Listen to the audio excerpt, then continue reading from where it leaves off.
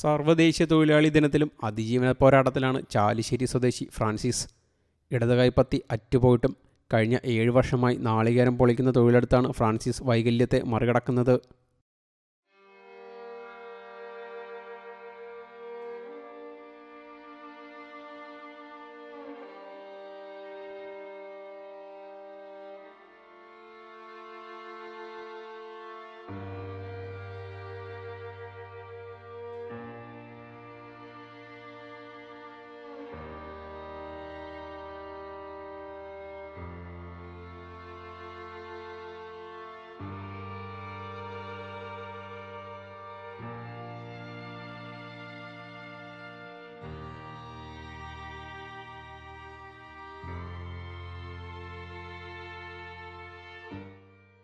വൈകല്യത്തെ തോൽപ്പിച്ച അതിജീവന പോരാട്ടം നടത്തുന്ന യുവാവ് തൊഴിലാളി ദിനത്തിൽ വേറിട്ട കാഴ്ചയാവുകയാണ്.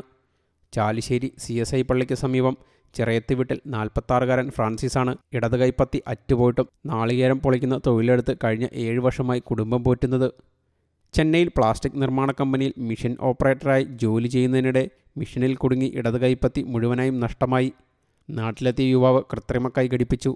ചാലിശ്ശേരി ഗ്രാമത്തിൽ നാളികേരം പൊളിക്കുന്ന ജോലിയിൽ സജീവമായിരുന്ന പിതാവ് ജോണിയെ സഹായിക്കുന്നതിനായി നാളികേരം പൊളിക്കുന്ന പണിയിലേർപ്പെട്ടതോടെ ജീവിതം പുതിയ തലത്തിലേക്കെത്തി.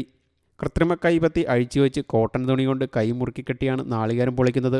അസഹ്യമായ വേദനയുണ്ടാകുമെങ്കിലും വേദനയകറ്റാൻ മരുന്നുകൾ തേച്ച് പിടിപ്പിക്കും. നാളികേരത്തിന് വിലയിടിഞ്ഞതോടെ പണി വളരെ കുറവാണ്. ഇപ്പോൾ സീസണായതിനാൽ പണി ലഭിക്കുന്നുണ്ട്. ഫ്രാൻസിസിൻ്റെ അതിജീവന പോരാട്ടത്തിൽ കുടുംബവും സുഹൃത്തുക്കളും കൂടെയുണ്ട്. News desk you talk.